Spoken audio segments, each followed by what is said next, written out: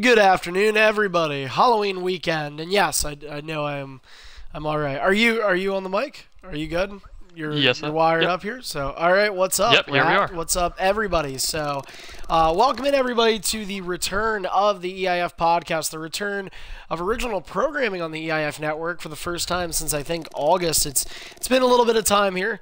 And by the way, if you guys see this on my screen, like that rapid clicking from tonight's show and calendar, that's because my left analog stick is really messed up. So if it ever happens other than that time where I just did I actually did it on purpose that time. But other than that, it's like right there. I'm not even trying to do that. So hopefully that doesn't bother you guys. But I have some, we're going to put some WWE Universe mode on in the background. Of course, that not a part of EIF's product, but what is this podcast, as I mentioned, a return. And if you guys have never seen an EIF podcast before, first off, it's usually because if this is your first time and this is the normal time you're awake, you probably haven't been up for the other podcasts. A lot of times we've had them at like 8 or like 10, 11 o'clock at night. They go forever, but we got a little bit of a matinee one tonight and today, because tonight we're gonna have EIF's 7th annual Fight the Fate pay-per-view coming up. 8 matches, 4 for championships. Gonna be a very exciting night upon us here for Extreme International Fighting. As I mentioned, 8 of those matches, with half of them for the titles. Every title other than the Intercontinental title on the line tonight. You got DZ and NBC in a No Mercy Steel Cage match.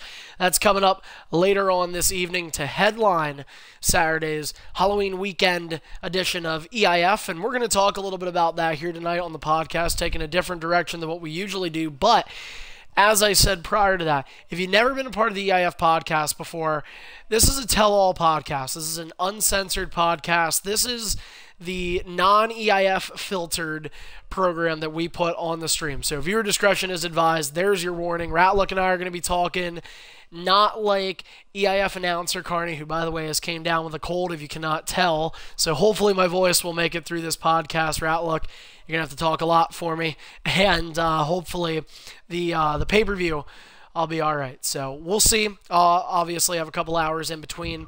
But, yeah, we're going to have some fun tonight. And my guest at this time, we've had a lot of big guests, both past and present superstars, from the likes of current day guy Greedy to 2 of the greatest superstars in EIF's history, Raymond and Anthony. Tonight we bring a guy on who is probably, I would say, the most certified to be on the podcast, because he is the radio personality of Dylan the Dude. If you listen to any Michigan radio station, he is an on-air personality already. He's been a huge personality for EIF over the last 6 years of his career.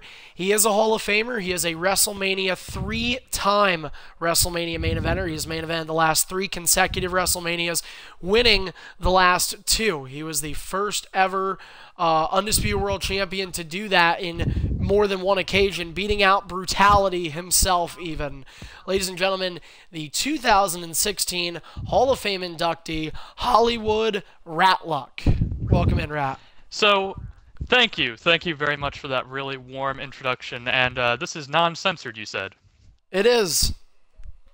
All right. So, really quickly, if I am allowed, yes, what Carney said is true. You can catch me on Michigan radio, most specifically Saturday nights from 10 p.m. to midnight on NPR, WVPE 88.1 if you're in the Midwest, and online if you're not. And other than that, you can also catch me at Muncie Radio, which I will have a brand new radio dial number and call letters here in the next week. So stay tuned for that. So, all right. Now, okay. Great So to be here. for the website though, you didn't even put the URL in there. Oh, the URL, yes. Well, it's on NPR, so npr.org. Oh, all right. Go under their jazz programs, and you can find I Rock Jazz right there. Okay, so in talking about this kind of stuff, and as I mentioned, you probably the most certified of any of our guests. So obviously you're huge with the radio, doing a lot of stuff over there in Michigan with NPR. How did you really get into that? I mean, obviously you were a part of EIF prior to getting into radio, so I'm not going to necessarily say that influenced you in any way. But this show, I mean, in a podcast, it's more than just EIF you know, it's there's the behind the scenes talks about there's those kinds of discussions. So I mean, for you, you know, what in terms of the behind the scenes, in terms of Dylan the dude, Dylan Lang, right? Yes. All right, making sure I thought it was a silent E at the end, but so I mean, Yep. for you, yeah, what your backstory into radio, and I mean, how did you get there, and I mean, where do you kind of see yourself going from here? Is this something you're starting to like consider as like a profession? Well, it's funny because I've been involved with radio since before EIF, but I didn't start making money with radio until after EIF. Back when I was about 9, almost 10 years old, my school, my little elementary school, was approached by the local radio station and asked if they wanted to do a community broadcast. You know, the kids telling the weather, producing a show, you know, doing all that cute stuff. And since at that time I was really kind of a shy introvert, they needed someone to run the board. So they brought me and a, at the time, high school kid in there and taught both of us how to work the all the tech related to radio, like the board, setting up mics and editing and all that stuff.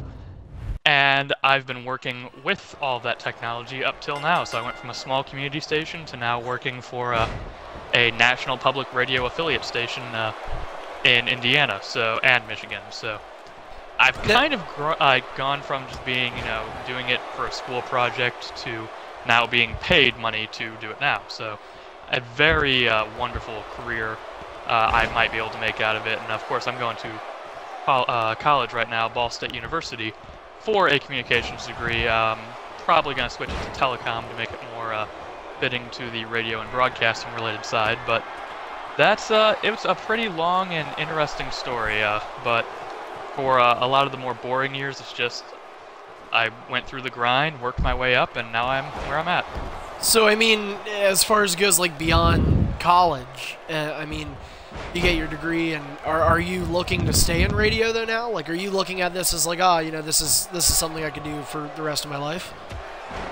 Oh yes, absolutely. I'm getting a telecom and comm degree, kind of like a dual degree, for giving me the option to continue to work in radio, television, or entertainment, you know. But if the market downturns and I can't get a job in one of those, I'll still have the communication degree to back up maybe like an HR job at a business or whatnot. But the primary intention is to continue working in the broadcasting, radio, and television fields. Now I'm curious, you know, really just how much freedom you have, and I say that because I do work here. You know, you mentioned you going to college. I'm Millersville University student, and I do radio for 91.7 WIXQ, the Ville, and both my girlfriend and I are actually both. We have radio testing Sunday because I did my training last year, and I ended up passing my test and everything, and then I just never got a show, and so I decided to retrain this year with her. But with us, like, it's a really like free-form station. Like, you can just, like, the guy before you can put on country, and then, you know, you can come in with Tupac. So I mean, like, for you, you know, is that something where, are you creatively stifled at all in that environment, or is it kind of the same thing, you know, working from, you know, school radio, public school radio, to like college radio, to what you're doing now? I mean, do you have any creative control over what you do? Oh, there is a vast difference in the amount of control you have as you move up the ladder. Back, of course, when I was working tech for the elementary school, I really didn't do much of the actual content creation, as it was mostly just, you know, and now here's the weather, and oh, now here's this, here's that. We're kids. Listen to our thing because we're goddamn adorable. Kids Bob, coming up next. Basically. However, shortly after doing that, when I was about 12 years old, that's when the community station looked at me and was like, huh, this kid's pretty good at what he does. So, hey, do you want to come work for a sports analyst show? So I actually worked as tech and kind of a co-producer for a sports analyst show that actually involved my uncle and another prominent person in my area at the time. So my family's kind of been into broadcasting and communication for probably at least 2, maybe 3 generations now. After that, and with that, we had so much control, we just, you know, couldn't curse or do anything that would get us kicked off the air, of course. But after that, when I finally got my own show, which was a 90-minute music program that I actually ended up doing with my co-host, my dad.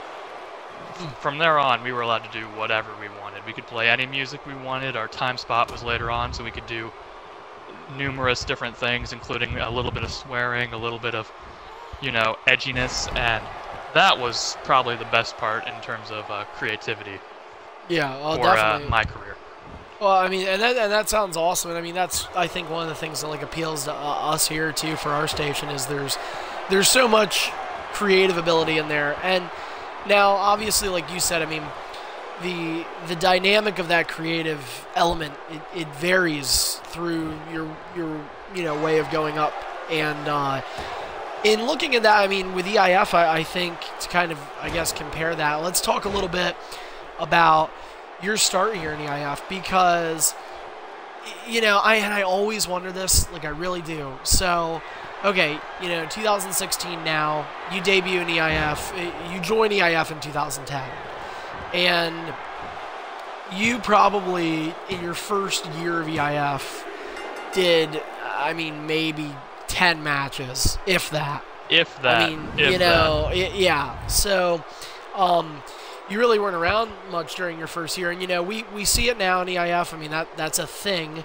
You have people that they join this league, and it's like, and I talk to guys like Greedy about it. I talk to Hybrid, Hostile, just about anybody that's like been around, and we're like, dude, like, do people just not understand what this is? And I mean, it really is a more complex league. Like, once you're here for a while, you kind of you don't really have to think about anything as much anymore, because it just like comes second nature to you, and you understand it. But like the business element of it, like there is a lot of, I guess, complexity. But I want to ask you, you know, going back to that first year, like I said, you're not really doing a lot. Like, you're just not. And I want to know. So I mean, for you, was that because?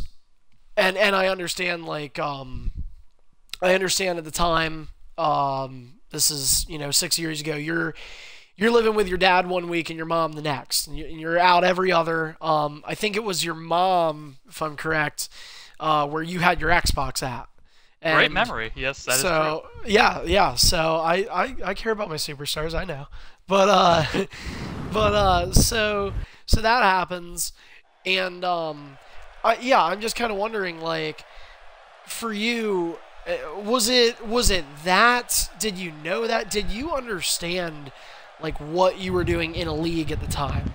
I mean, did you get that, or were you just like, yeah, I know, I just don't care? Or I mean, and there's no wrong answer, by the way. Like, this is just a general inquiry, because I say, you know, we have people that just they don't know what they're doing in here, I think.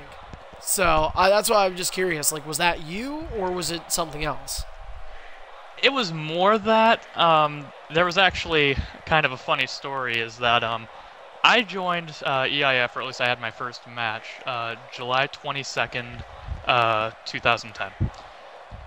And after that, sorry about that. And after that, I showed up 2 shows in a row to face off against Exiotic for the Velocity Championship, if you remember that. You have good memory too, holy hell.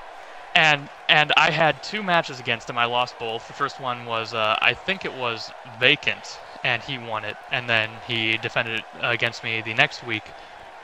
And after that, I showed up 1 or 2 more times because I was really enjoying it. But then this was around the time when my mom got really sick. So I had to go stay with my dad for a while. And my dad was kind of one of those more old-fashioned people. We had dial-up internet. The most modern video game console we had was a Super Nintendo. Holy hell. So this is 2010, people. Yep. I wasn't able to show up much. I mean, I ended up showing up once in a while here, from times that I would either be able to go back to my mom's and be there for maybe a week's time or so. And also, eventually, in about 2012, I think, or maybe mid-11, we did end up getting better internet, and I did end up borrowing a 360 from a friend. So, or I think I might have bought it off him. My memory's a little hazy on that. But it was from that point where you see me kind of showing up more. On April 2nd, I believe it was, sometime in April, I showed up for my first EIF pay-per-view where I beat DZ and Blitzkrieg Punk to win my first ever accolade in the EIF, which was the Mr. Piggy in the Bank. Which is I remember that. It's fantastic that's the first thing I won in EIF was Piggy in the Bank. And then after that, I showed up a little bit more, and then I kind of fell off for a while just because, again, my mom's condition worsened, and my brother and I had to share a console with siblings, so it wasn't always that easy to show up for EIF shows. When I became a regular again, it was about the middle of 2012. I was gonna say, yeah, because it was definitely a while before you started being here, and it was like I always talk about this with Hybrid too, because Hybrid joined in 2009, and he would like be here for like a month and then leave for 6, and then be here for a month, and it would just he would repeat it, and I just remember though the one year, it was 2012, right in the beginning of the year.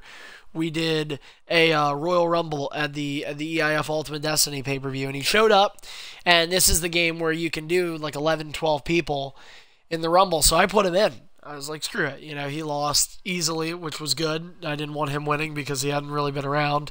But then, the next week he was here, and I was like, oh, like, all right, give him a couple weeks, he'll be gone, and the rest is history, and now he's been here straight through for all this time. You mentioned you had dial-up at your house, which dial-up internet. I mean, I'm just curious. Like, so I remember talking to you when we were trying to get you to be here full time, and I remember saying, like, dude, can you like bring your Xbox to your dad's house? Like, can you, like, we really like need you to be here in order to push you, and you did. So, did you have to have a talk with because with people in EIF, it's like. When people think of having the talk, it's like the talk of like sex and like sex practices, and you have to talk to your parents about like using condoms and shit. But then, like for EIF superstars, there's 2 talks. There's like the talk for the sex, and then there's the all right, mom, dad, I'm in an online wrestling league. And it's like a job, and I need to treat it as such. So I hope you guys accept that. I feel like it's like everybody has a different backstory with that. So like, did you have to have a talk with your dad? I mean, was he really civil with it, or was it like, hey, like I really need this? Like, how did this happen? Well, I had to do a little bit of underhanded work to get the change from dial-up to full-time internet done. And for people who are too young that they don't remember dial-up, in order to use dial-up, you have to take your phone jack and plug it into your computer, essentially making it so that your parents or anyone in the household cannot use your phone line. So I started to monopolize because I kind of figured this would happen. I started to use the dial-up all day. Like, I would just use it all the time. To the ire of my dad, who, now couldn't use the phone. And he could tell me to get off it, and of course I would, and then just jump immediately back on it when he was in the middle of a phone call or something. So that kind of led to the, hey Dad, we can kind of fix this if you, just spring for some high-speed internet that we don't have to do this. And he was like, you know what, fine, we're gonna get high-speed internet. So it was kind of being a little... twisted his wrist. Yeah, kind of being a smug little shit is what got me the ability to start showing up for EIF a bit more and do other various things with internet, because, God, dial-up was horrible. So, I was going to say, like, that was crazy. I actually didn't even know until we just, like, were talking about this today that you had dial-up. Wait, was the internet good? Like, was it at all decent? Dial-up, you mean? Yeah, like when you had it, I mean, your dad, obviously couldn't make calls or anything, but like, were you really laggy online, or? Oh, I never played Xbox on dial-up. Oh. I never touched Xbox on dial-up because the funny thing about that is that as dial-up was already, like, you've heard that thing about how people try to load up like pictures on dial-up, and it does the really slow loading, where like Oh yeah. you get maybe like a quarter of the picture every like 2 minutes. Yeah. If that's what it is for pictures, I would not want to imagine what that would take for a gaming console. Oh man. Yeah. I guess it makes sense there.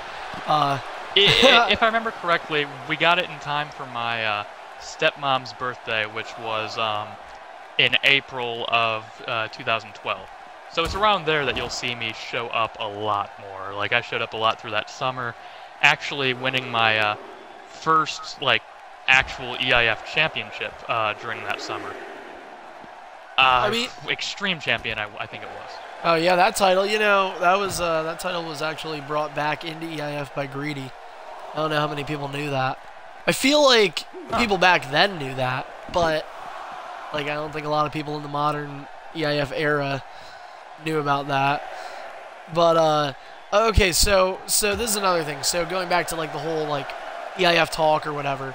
I mean, you seem like now you mentioned you do a radio show with your dad, or you at least did, right?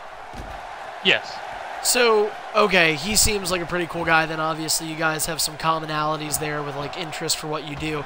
So, I mean, there are people I feel that don't have to have that EIF talk. I just feel like a lot do. So, did you ever have a talk with like any of your family about like, hey, like I do this online and it's kind of important to me? I mean, how did that ever happen for you? I've never had that talk with any family members. Usually, if I needed to be on for an EIF event, I would just be pretty vague and say, "Hey, yeah, I committed to playing some video games with some friends for you know, X amount of time," and I would block out like 2-3 hours if it was a pay-per-view, or you know, however long it would take. And like hell, even for meetings and stuff, when you know, they went till the wee hours of the morning, I would, and if they said, "What are you doing?" I'd be like, "Oh, sorry, I just lost track of time. I'll be off in 5 minutes," and then you know, an hour later, I'll be off in 5 minutes. So another 5 minutes. you know, as it's always prone to do. But I never told anyone in my family about being involved with EIF. Most specifically because they truly didn't care. It was just, oh, okay, have fun. So it wasn't like did my own thing. It wasn't like an embarrassment thing for you. It was just like, well, you know, they don't really care. So not really. I mean, I'm a self-professed lover of a lot of other things that would be cringeworthy. Like I'm a huge weeaboo. I mean, I love all my anime, cartoon. Like I mean, Dragon Ball Z. Things I like are not. Yeah, exactly. Things that I like are not traditionally like the most, you know, proud things to be, or that parents would be proud of. Like, when's the last time you heard a parent say, "Man, I love my kid because he watches some Japanese cartoons"? Like, what a guy. You're never gonna hear that. My son, my hero. Yeah, I mean, no, I know what you're saying. I mean, I like to think I fall far from the conventional, you know, whatever. I was never into, you know, my Superman was Super Saiyan. You know, and yeah. I mean that's the thing. Like I feel like maybe it's a little different. And then even like with like WWE, like guys like Cena, they're superheroes. But I mean, for me, I always hated the superheroes in WWE for the most part. I always liked the bad guys, or like just the guys that were like badass. So I mean, okay, so for you with wrestling, everybody's got a different background. So where did wrestling come into your life? Not necessarily just video games, but like, were you a lifelong WWE fan? How did that come about? I can safely say that I've been a lifelong fan of pro wrestling, and I kind of have a story to kind of relate how I got into loving pro wrestling. But I have, and this is something that all the people on the EIF network, all the viewers will find partially hilarious, partially sad. So I have an uncle who is extremely into pro wrestling, even to the point where and he also has some mental issues, that he loves and is so dedicated to pro wrestling that he still believes it's 100% real. Ask Austin Aries. The storylines, yep, yeah, no, like from the stories and everything. And he used to be the one, along with my grandparents, to babysit me a lot as a kid. So when I was 2 years old, we were watching some old WCCW tapes, or WCW before it was WCW. And it was Ric Flair versus, I think it was Ronnie Garvin. And Ric Flair put him in the figure 4. And as a 2-year-old, my 30-something-year-old uncle with brain damage puts me in the figure 4. Like, actually, puts a grown man is legitimately putting a 2-year-old kid in the figure 4. I kind of owe shit like that to being why I have such a high pain tolerance today. But and of course at that time I was like, ah, let go, I tap, and stuff like that. But honestly, I've always enjoyed watching those tapes, playing the wrestling games, everything involved with wrestling. Hell, I even got to go to 2 OVW events back when OVW was still a thing, and WrestleMania 22. Oh, you were there. I always liked that one. That was when RVD won Money in the Bank, right? Yep, the big things I remember from that show were the flaming table spot, which I was just in awe with. I didn't know how to take that. I'd never seen anything like that in real life, anything that brutal in real life, so that was just an amazing shock. That and the I also vaguely remember Rey Mysterio winning because, of course, being a small guy and me being at that point only 5'6" or something. I don't remember how tall I was when I saw that, but I was still a kid, so I still looked up to Rey Mysterio for being the underdog and everything. That was just a great WrestleMania to have gone to. And when you go to like a WrestleMania like that, you do sit in folding steel chairs, but my uncle, the one I went with, was so into wrestling that he sprung like $300, $400, $500 for the limited edition chairs and merchandise and stuff. So I actually have this folding steel chair with really high quality padding that has all the WrestleMania 22 logos and graphics and everything on it. Yeah, Chris Benoit's on it doing a flying headbutt. Oh God, what did he He lost the U.S. title to JBL that night. That was what it was, yeah. And JBL's limo came out from underneath the stage, right?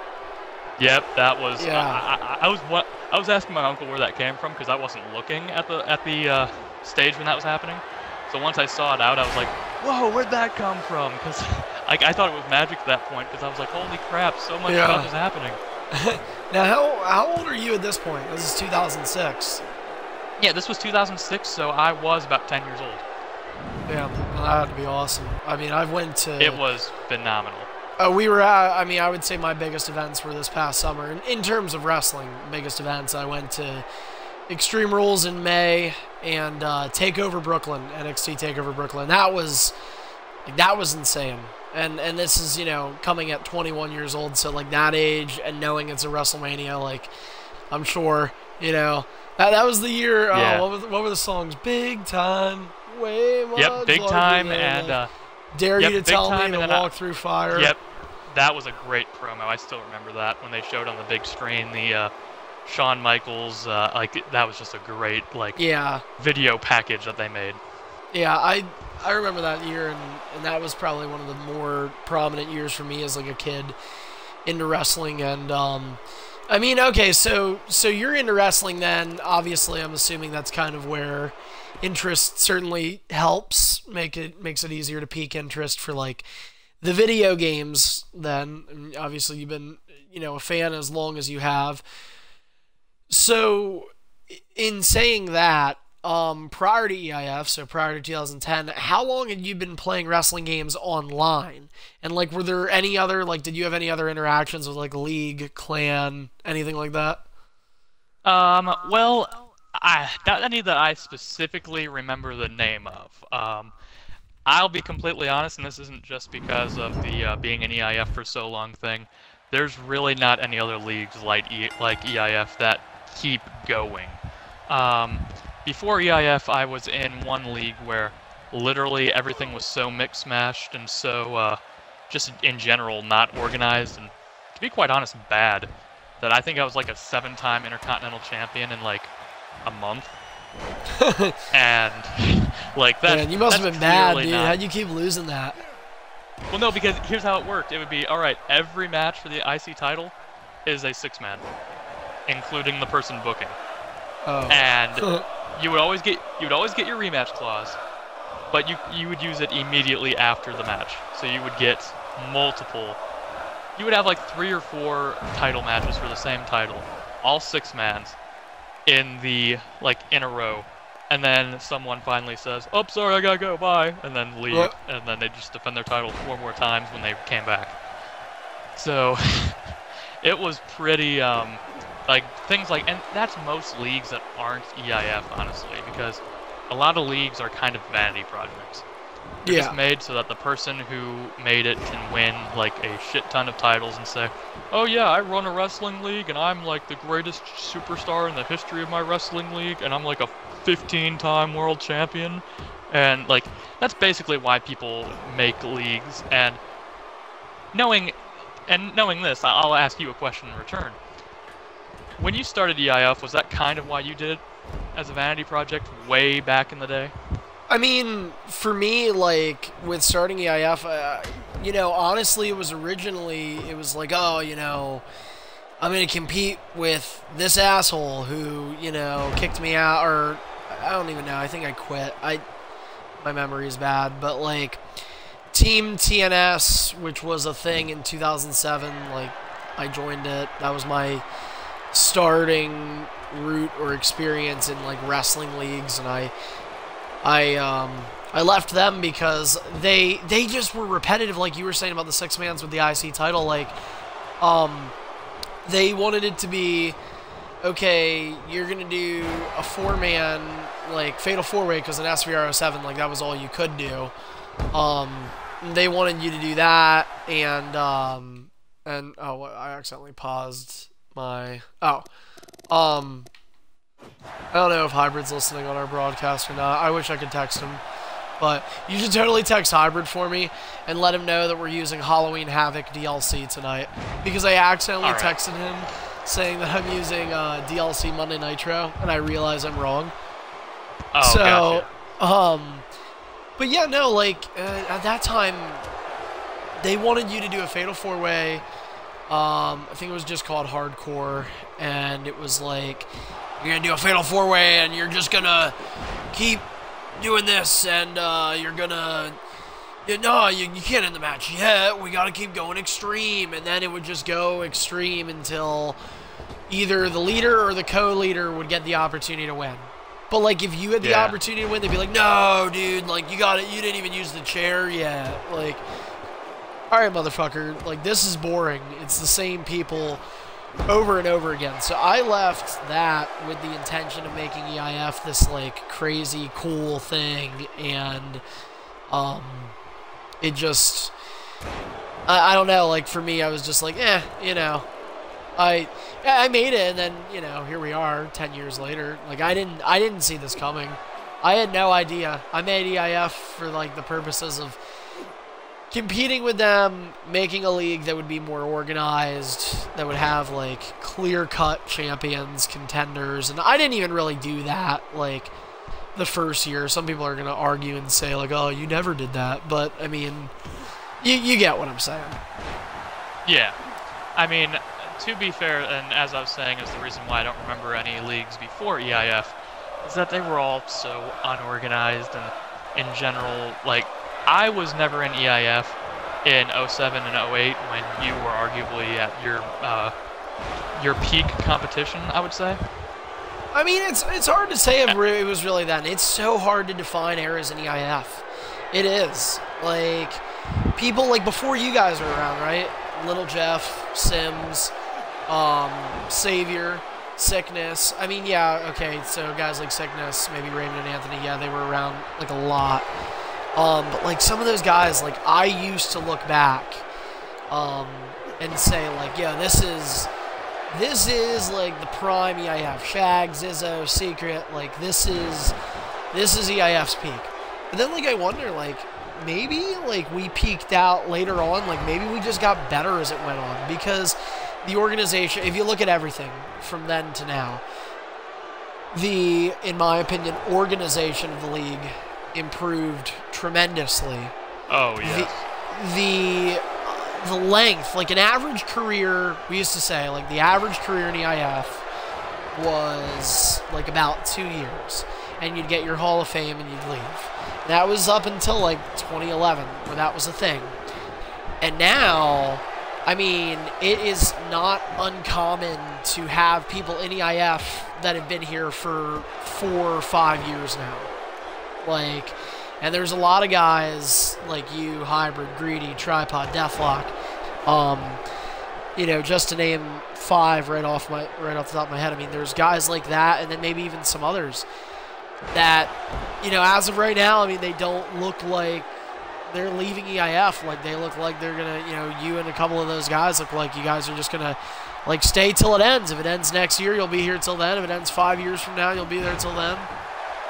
Yeah, I mean, it's kind of a thing with people where, yes, people do have lives and people do have things to do, but honestly, EIF is, it's not as taxing as people say it is, or as people try to make it out to be. I mean, yes, you do have to have a certain amount of dedication and show up to the shows when they are and everything, but honestly, if I can make a show once a week, make pay-per-views, and, you know, show up whenever I can, whenever it's not, you know, inconvenient for me, I can do it. I mean, it's not like I have to have my schedule clear 24 hours a day, 7 days a week to be successful in this league. I mean, I've always had things to do, whether being involved with theater, being involved with radio, being involved with really anything. And look at me, I'm a multi-time world champion, winner of the BFG. I mean, I've done so many things. Yeah, I forgot to bring that up in your introduction. I should have did that. It was my fault. You know, the winner of the most legitimate BFG in EIF history. Thank you very much. Yeah, and, I was thinking that, yeah, that I mean, that you could probably be right about that. You probably would have. Yeah, because, I mean, the year I won it was the year that we did away with arguably one of the stranger rules in the BFG rule set, which was the higher seed gets to pick the match types. Which, yeah, honestly, that did wonders for the former winner. Just, I mean, I think he honestly abused it more than anyone else. And probably. I mean, without that, and without that, not saying he wouldn't have won, but there's a chance he wouldn't have won. Yeah, no, I agree. I do. I mean, you look back and there's like, yeah, there's mistakes on the battlefield sometimes, right? I mean, there's things we've done wrong. I was actually going to ask you about that. Like, you look back at your career here. I mean, you got 6 years down. Like, you're talking about, you know, commitment and stuff. I mean, this past year, I just think 2016 for you has been a very different year.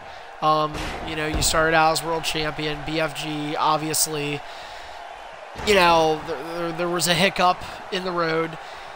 And, you know, I mean, really, like, I think the last, you know, what, 4 months, 5 months or so, you've really been on a very different path than what you've been.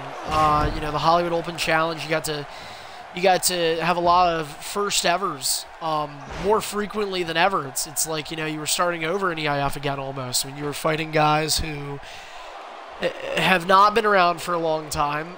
They were getting the privilege to go one-on-one with you, but I think for you it was a privilege because you got the chance to fight like new people and see different styles.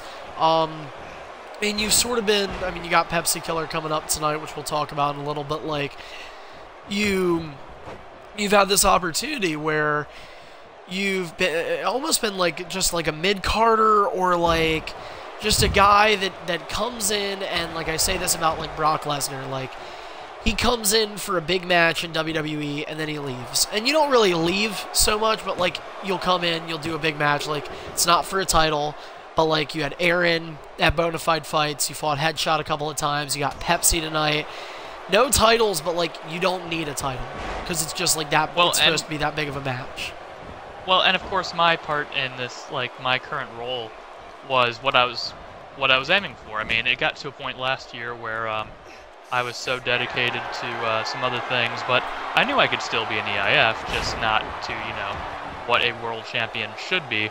So instead of stubbornly spamming title shots to stay in the World Championship realm, like most everyone else does in EIF if they have the opportunity, and trying to make EIF about them, which again, everyone who's been in the main event scene for or most people that have been in the main event scene for the last 2 to 3 years try to do. I thought, you know what? I'm going to do something that these guys can't do. I'm going to go down to the mid-card. I am going to reinvent myself and get over again there, so that I'm not going to end up being like a Hostile Exile or a Hybrid Maniac where people just go, oh man, that guy again? Or Tripod, man, why does he get another title shot? He sucks. Or Greedy, where it's like, man, he's lost 3 times in a row. Why is he still going for the world title? I'm trying to reinvent myself so that I don't become a stale name like those. And you really didn't, and like in terms of being stale, like you really were not stale. And I think in another aspect of it too, like you, for me, I mean, as a commentator, as like a bystander who's watching your matches, and I guess I'll ask if you agree with this, but like I think you have had some of the better matches of the last couple of years in these last couple months, fighting guys like Headshot, Nexus, some of those other guys. I mean, Pepsi obviously will have a huge opportunity with tonight. So I just kind of wanted to know, like, is that, as Charlotte just continues to woo chop? Okay, there's clearly a glitch or something in the ring right now. I don't know. You'll see it if you're on the stream. I don't know what was going on there, but do you see it? Yeah. Yeah, that's great. Like, but no, for you, I mean, and yeah, you mentioned you're not going for world championships. You're not in the main. You're a main eventer who's not in the main event. But for you, did that discourage you at all, or like, did you kind of see where I was coming from? Like, were you having a lot of fun doing this? Like, have you been enjoying yourself? Oh, absolutely, I've had a lot of fun doing this, but on the same aspect, kind of missing having a title because, again, I've had some people in EIF, most notably those that are in the main event, that don't deserve to be a la Tripod, saying, "Oh, well, I'm better than Ratluck because I'm winning I'm being given title matches." And of course, hearing stuff like that from Tripod, just makes me laugh, makes a lot of people laugh, honestly. But in that realm, it's like I did my time as a mid-carder. I've kind of crushed a lot of people, including Aaron last pay-per-view and 2 pay-per-views before that, the aforementioned Tripod. So I figure that after 1 or 2 more wins with that, I should probably be back up where I wanted to be by earning my way back up there, which is something that not many people, I mean, the only person I can say that's probably done that in the last while would be our 2 world champions, most notably Hybrid Maniac, who did in fact earn his way up there. He was out of the title. He was very much like me, out of the title picture for quite a while last year, months and then finally there, got the opportunity. And then finally got the opportunity, and is now back on top. And very happy for him for that. And NBC kind of had a weird jump up there, but he's won a lot of matches to get up there. So again, respect to him too. And he's still winning a ton of matches. Yeah, but now that I've won a lot of my matches, I'm gonna be back up there, and yeah, hopefully we'll be able to get a great program going with one of those guys sometime soon, since I know I can beat both of them. So it'll be pretty interesting matchups. We got a couple of guys chatting on the chat board. Just want to let you guys know that we got that up.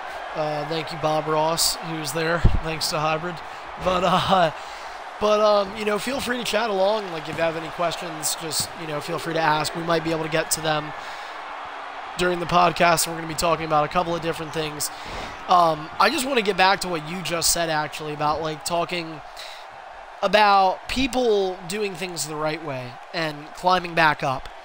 And Hybrid is one of those guys, and you said, most notably him. So, with Hybrid, rewind almost 3 years ago, WrestleMania 7, you guys have your first WrestleMania main event. It's against each other, and it's a 60-minute Iron Man match.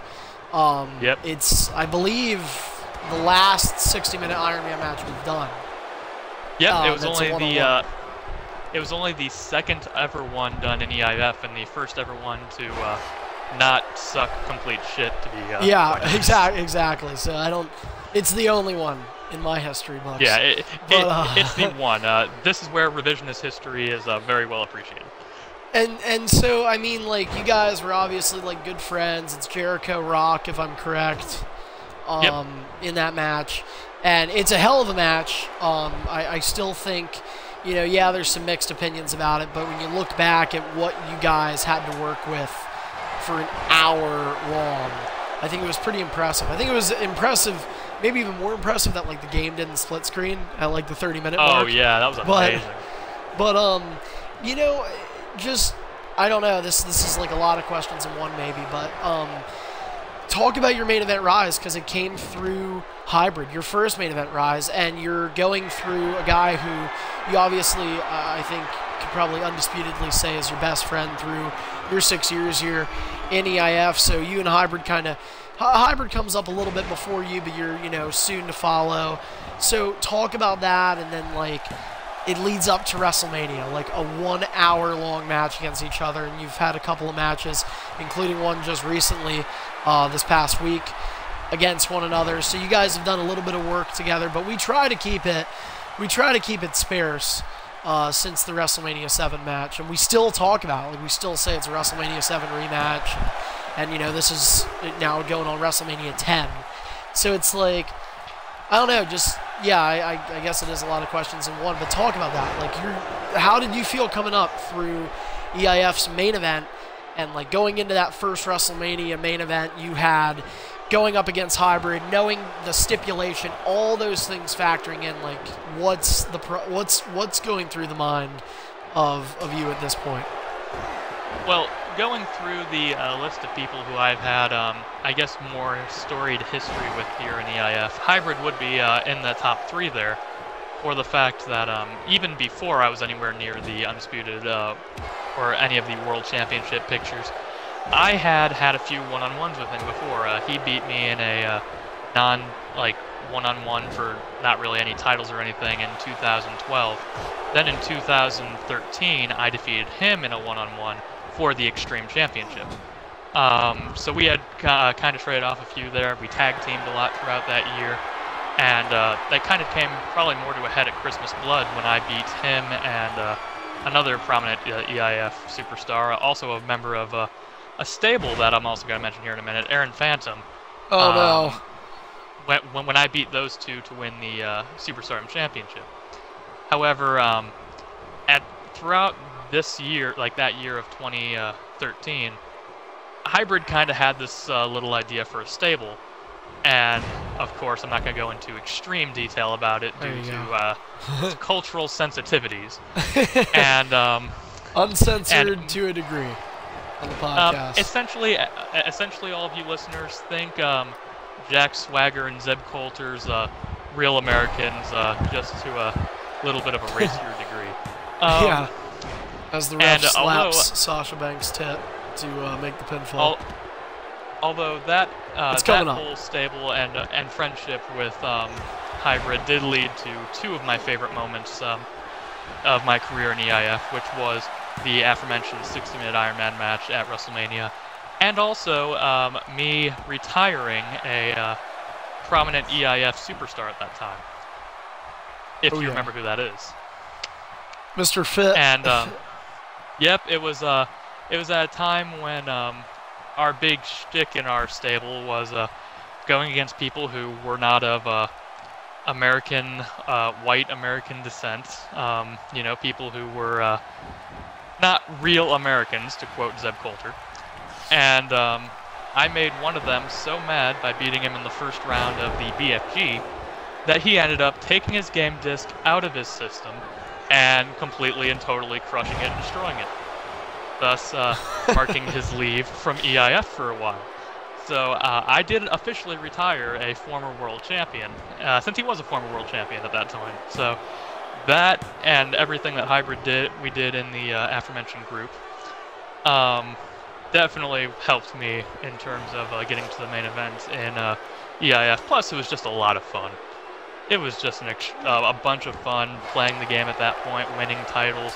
I won some Extreme Championships before that, Didn't really do much in the mid-card compared to most people. I kind of had a quick rise where within a year of me becoming regular, I was already fighting for the world title, earning shots at the Superstardom title.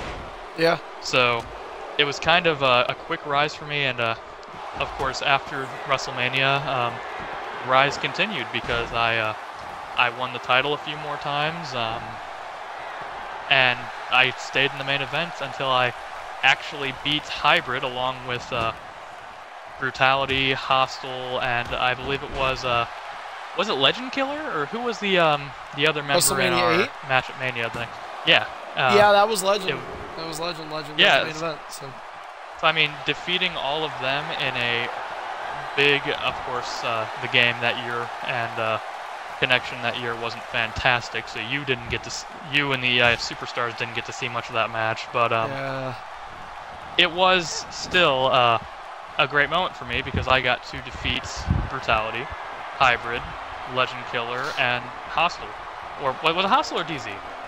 I think it was DZ actually, because Hostile because Hostile kicked off WrestleMania. He beat GTA in GTA's last match.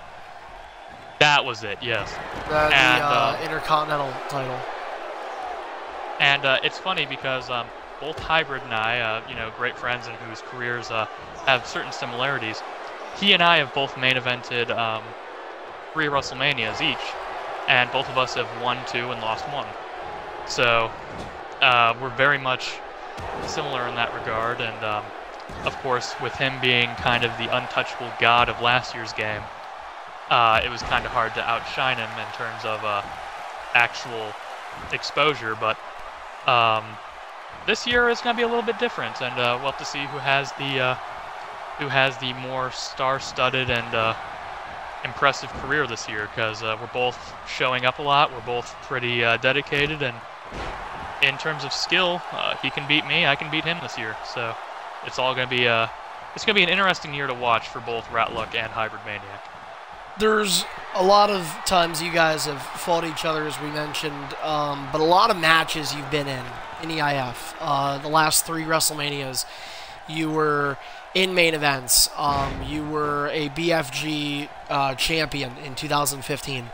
Can you look back and recall whether it was one of those or something else? Everybody's different in terms of nerves in EIF. There are people that get nervous before every match. I know Brutality used to say which is weird and kind of gross, but he used to make sure that he would have his hands wet when he would play, because this way because his hands would sweat, but if he had cold water on him he'd be good to go. NBC, he says, people have just some weird shit in the EIF. NBC says that when he plays, he doesn't wear socks. Because he just will grind his feet into the ground, just because out of nervousness. So everybody's got their own weird thing. I'm not necessarily gonna ask you if you have that, but there are people that get nervous, and I think a lot of people just in general do get nervous. So is there a match you can look back in your career and say more than any other match, I was shitting my pants, I was scared to death, I kept shaking, did you ever have a moment like that in EIF? Well, there were 2 matches that I can think of that had that in different regards. One in which I felt extremely nervous going into the match, and then one that I felt during the match, because it's strange, because I never feel nerves going into a match, per se, except for when it's against a certain person, and again, this is a person who's had a storied history of being beaten and beating me in my career. If you remember 2 years ago, first pay-per-view of the year, it was me going in to the first pay-per-view to fight off against DZ for the for the Superstardom Championship. Yeah, because DZ had your number at the time. No, he didn't even have my number at the time. It was just more of the fact that I felt like I was really bad at that point. So I was telling people, man, I'm not going to live it down if DZ beats me. I mean, I don't think I'm going to win. I'm not going to win. and everyone was saying, "Oh, Ratluck, you're gonna win." And up until the match started, I was fully convinced that he was gonna whip my ass and I was gonna lose. Turns out I didn't touch him, but I think I almost green barred him. Yeah, I think so. It was it was clear. It was clear, but it's always those matches against people who are not the top of EIF, like DZ, who's been here forever and has had a lot of great things to say about him. Not the best in terms of actual in-game talent, but it's people like him, people like Reptoid, people who, if you lose to them, even most notably Headshot most recently, if you lose to them, no matter how you lose to them, you're still seen as, anyone who's ever beaten them before ever is better than you. Yeah, I know you felt that, like, with Headshot Victory Votes. Like, you guys had, like, a Match of the Year candidate for 2K16. Like, I would rank that, honestly, top 3 in 2K16 matches. But I kept trying to tell you that, and you just, like, you couldn't shake it off because you kept telling me, like, God, and everybody's going to, like, talk shit on me. And it's funny because if you look at me versus Headshot throughout the year, I beat him, we had 3 matches, I beat him 2, one of them I dominated him, and people are still like, no man, you lost to him once, that means you're really trash and I'm better than you, and that actually reminds me of a time back in 2014. Do you remember the 2 people who had the most to prove to you in 2014? The most what? The most to prove to you, the 2 people that really wanted to be in the main event. And these 2 people I'm thinking of are Greedy and Tripod. Oh, yeah. Well, they had to get consistency. I honestly, like, one of the names I was thinking of was Aaron. Because I feel like Aaron's always, like, he's always in that boat. Pepsi Killer this year, I'd say. Well, it's funny because back in 2014, there was a time when both of them wanted to prove to you, and I remember this very well, both of them wanted to prove to you that they were main event worthy. So both of them, for like 4 weeks, like 3 or 4 weeks, and you can see this on the website, were both saying, hey Carney, I want to prove that I'm a main event superstar. Give me Ratluck one-on-one. I can beat Ratluck one-on-one. You give them to me one-on-one. I beat them. And then the other one, the next show, says, hey Carney, I can beat Ratluck. Give me Ratluck. I beat them. Next week, they both, do the same thing again. Hey, I couldn't beat him on Superstardom, but I can beat him on ED. Let me fight Ratluck. I beat him. And it was like for 2 or 3 weeks where they were both trying to prove themselves to you by saying, oh man, I can beat Ratluck. I totally deserve to be in the main event. And then I beat them every time. And it was for like 2 or 3 weeks. And I remember that specifically because they would both kind of throw mini temper tantrums after losing. And I remember those most specifically. Now, ultimately, though, I mean, at least for Greedy's end, like, Greedy, I think, did become a main eventer. Like, it took some time. Eventually. But, like, Greedy is a guy, like, Tripod, hey, he won the Superstardom title. He won it twice, once cleanly. So, but, okay, I liked what you were just talking about that, and I think it's interesting what you say about, like, they had the most to prove at the time, and they did. Every year, though, right, somebody comes in with something to prove. Like, that just always happens. There's, there were talks, too, like, NBC is somebody people have talked about and said, like, well, he's, is he going to be as good as he was last year? He is, he's somebody who, I know, like, I think right now NBC's like 3-0-1 or 4-0-1 with a no contest in the 2K17. So, like, he's, he still looks to be pretty good. But then there's guys that's just like, are they going to take the next step? And, like, people are talking about, like, all the new, like, the rookies and like, the Headshots and Nexuses, Master B. But I think somebody else that people are really talking about is your opponent tonight, Pepsi Killer, who October 26th, actually, this past Wednesday, was 2 years since Pepsi debuted. So October 26th of 2014. Now he's going a little over the 2-year mark in his career, has yet to win an undisputed championship, and you fight him tonight. And we're gonna start talking a little bit more about Fight the Fate, but we're gonna talk about it in a way that's not like it's not like how the panel used to do it, where I'd be like, all right, do you think, this is going to happen here? what makes it, what's the psychological aspect of this match? Like, I'm not going to really talk about it in, like, commentator role. So I'm just going to talk about it in a legit way. And so asking you about this, you're going to give it your all against Pepsi tonight. Like, do you think he's, what do you think of him? Like, do you think he's gonna go over the hump this year? If you remember, I tried to get Pepsi over earlier in the part of last year. It was just at the wrong time, because it was around that time that you instituted the rule about coaching, because that was becoming a issue. Actually, I think that was more even the year before, honestly. Like, right towards the end of the year before with coaching. If someone's watching the match, they can't coach their, oh, do this, do that, because, it's kind of like a 2-on-1 advantage. I brought two people whose careers at the time were not doing very well, or who I thought would have potential. And as such, I picked up Tripod and Pepsi and made them my Ratitude followers. However, because of the new rule, I couldn't really play that gimmick out to the fullest potential, because it would be then breaking EIF rules.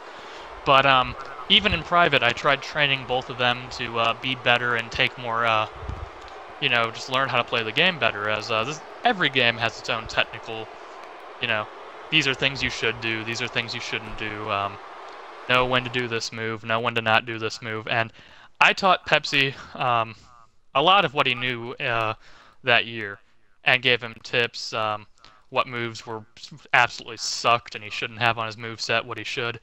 So I guess in a, and I'm not taking anything away from him as a superstar himself, but I taught him most of what he knows, but I haven't taught him most of what I know. So tonight's match will be very, I wish the very best of luck to him, but I'm not laying down for him, so he's going to have to earn his way tonight. This is my thing, and I was looking forward to this, because, like, we're going to talk about Fight the Fate in different ways, because I never give my my predictions away, but, like, I am going to be talking about it with you, just because it's like the two of us. So, like, I think I think you can tell my voice is just getting killed from this, but like, all right, so with Pepsi Killer, the way I see it is, I think he just tries to do too much, and I think there's, like, pressure that he puts on himself. And the kid's been around for 2 years. He's not bad, I don't think. I don't even know that he's really, like, inconsistent, like how Greedy and Tripod were. But I don't know. Like, he goes against the machine. Like, I know like, you had Stone Cold Steve Austin, and he does that with the Vince McMahon storyline, the Vince and Stone Cold, hate your boss, whatever. But Pepsi's just a different individual, and I've said this to people before. If you lack personality, it's hard. It's really hard. And in EIF, the storylines aren't the be-all, end-all of things, but I feel like sometimes for certain people, they help. Like, you, Hybrid, Aaron, GTA, that group in 2013, there was not a single one of you that was affected in a negative way. You all moved up because of that. And in some ways, maybe you weren't ready to move up, but you mentioned you really had, like, a cup of tea in the mid-card, so to speak, because you were pushed up so fast because of the success of your group. And Pepsi will come to me and he'll say, hey, I want to do a group. And I'm like, great. What's your group? Well, what? You have to have an idea. You have to have an idea, a direction. I don't know. Do you feel the same about that? It's not everything, but... this isn't like this isn't completely like real pro wrestling, due to the fact that you don't have a writing staff. You don't have you have a booker, but he's not like a writer and a booker. Like, you don't have someone who will come up with your characters. You don't have someone who will, like, you can kind of build it to an extent, but you can't say, hey, I have this idea for a tag team. Let me pull these two people in and give them all the nuances, give them all the, you know, specifics for how to do this gimmick that I really want to do and push. You don't really do that. The people who do things and gimmicks, like, if you remember a few years ago, I had the ridiculous gimmick of Slender Man, if you remember that, where I would come out and do some matches on ED dressed up like Slender Man, and I would do the Slender Worm and do just a bunch of goofy stuff that got me over because people always loved seeing, you know, Slender Man do the worm. Or hell, even on my moveset for the last few years, I've always had the airplane spin on my character, so that every time I do it, I go da da da da da da da da da da, and you know, stuff like that is fun and goofy. Those were things that I came up with on my own, that I did on my own, and people enjoyed. Pepsi, like you and a lot of people, like you said, aren't coming up with these things on their own. They're kind of going up to people and saying, "Hey, help me get over. Hey, help me come up with something to get over," and it just doesn't work. The reason why the aforementioned group with that hybrid started worked was because it had an idea behind it, and a lot of the people we were facing matched the target, the main target audience. The main demographic that we were going against. I mean, I believe he was going against King Black Mac at the time, or someone like that. I was going up against Finley, who is not a true American by the standards of our group. Yeah, exactly. And we had these people who, you know, our stories matched. They fit, and they fit organically. People who want to do stuff like that now just don't have that. Icon and Chaos as well. Oh, yeah. Were also involved against us. But people don't have anything organic like that now. I mean, can you think, like, asking you, can you think of the last great gimmick that there was this last year? I mean, no. No. I mean, not really. Like, off the top of my head, I can't. I mean, we had some good storylines. I thought what Greedy did with, like, the EIF's Beast thing was pretty good. But, you know, the thing was, like, did Greedy necessarily need it? No. And ultimately, like, if I'm being honest, which he knows this too, it was good. But, you know, he didn't win. He lost a lot, actually. And I think, like, with Pepsi, like, if he could get some wins on top of just having something, but it's like when you come to me and you say, hey, I want to do something, but I have absolutely no idea, then, you know, okay, like Hybrid puts in the chat here, and I knew about that. He wanted to do the Pepsi Club, and that's obviously a Bullet Club ripoff. Like, what you guys did is something that nobody did before, and that was the other thing. Yeah, like, he's like we actually predated Jack Swagger's group. Oh yeah. Like, we did that before they did, and honestly, there weren't many well-known pro wrestling stables that did what we did, so we were entirely original. And that was like even I mean, okay, it's not as original, but like with looking back at Flip, GTA Hostile, the KWO, Catch Up World Order, like it was simple, it was silly, but it worked. Techno Legend is who I consider to be maybe second to Hybrid, if not Hybrid second to him, as the greatest talker in EIF history. I mean, that guy could sell you anything, and he did it by incorrectly spelling things. He did it by saying, like, you know, there's a hole in your couch. Like, he would just like the things he used to say. Go milk a cow. I gave your mom AIDS. Like, I think Beatdown had potential for that when he did. Beatdown definitely did. I mean, he's a guy who, like, he trash talks too, but he's just not around as much. Although he will be in action tonight. But you know, with Techno, like, he just did that so much, and it was hilarious. It was funny. And I told Pepsi, and not everybody knows, like, the behind-the-scenes talk that happens in Gorilla before they go out. And I told Pepsi, he said, I want to do this Club Pepsi thing. I said, or the Pepsi Club. I'm like, okay, so you're gonna just like make fun of the Bullet Club. He's like, well, no, like it's gonna be like serious. And I'm like, okay, I don't know if it's gonna work.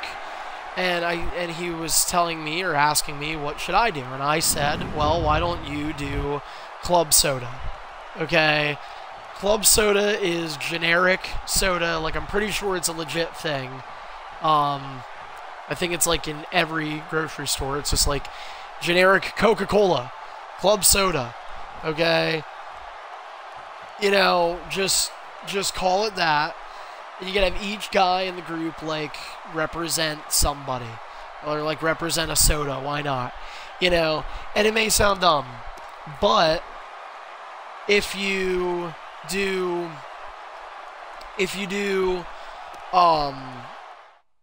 it right, you know, you can get some laughs out of it. People will want to start reading it more. People will want to start listening more, and it might end up being crazy good. It might not. But, well, you know, like ultimately it just fell apart. Well, like on the vein of that, I mean, before the era of streaming in EIF, you know, things were popular just amongst, you know, the superstars. If the superstars thought something was great and were entertained, you know, that was it, since we didn't have the viewership we have now. I remember times when I was just, you know, I wanted to try something different, so I tried things like Ballroom Rat. I tried things like Hollywood Rat, things like just a bunch of random, you know, gimmicks for my character. And at times, people got really interested in them, no matter how dumb they were. Like, I remember when I went up last year, and I brought back Ballroom Rat, like, yeah, it might have only been a few people, but a few people were like, oh man, Ballroom Rat's back, and, you know, if you can get over with just a few people, that's a few more people than you were over with before. And you can get any idea over as long as you do it well. I'll link it to a WWE example. Doink the Clown. Super dumb idea on paper. But the superstar behind it, Matt Bourne, who I actually remember getting to meet at a meet and greet event in Chicago. Just played it to perfection. Just did it amazingly and got really, really over with something that was really dumb. And if someone wants to do something like that, you know, it takes work on their end, and it also takes work on other ends too.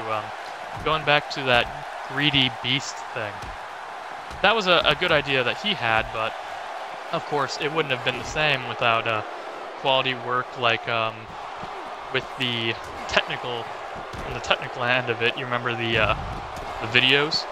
I mean, yeah. Greedy's not spectacular with editing his own stuff, so credit to Hybrid. Of course. Yeah, so big credit to Hybrid for making those videos so effective.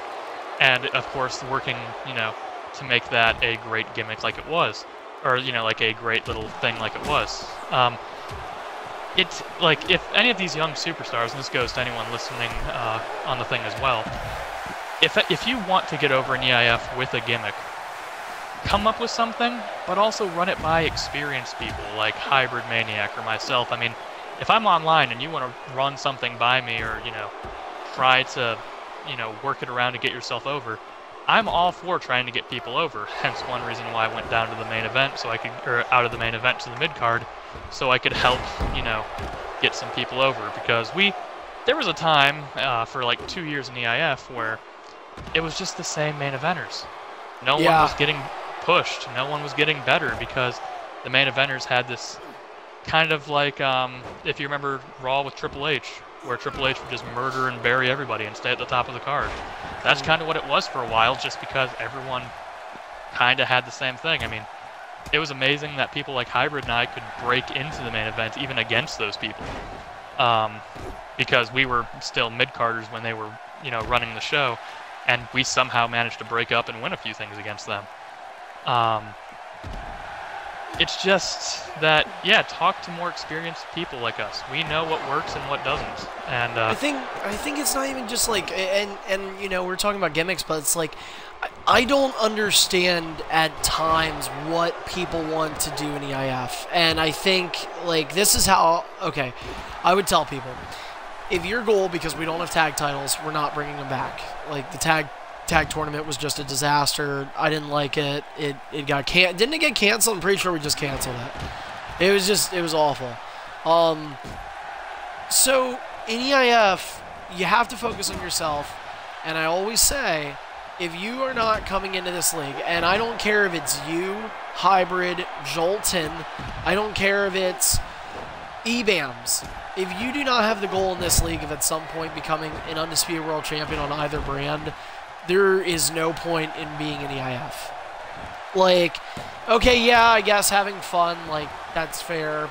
And there are some people that are here just for fun, and that's great, and I, you know, can supply that. But for the most part, like, you want to be the main eventer in here.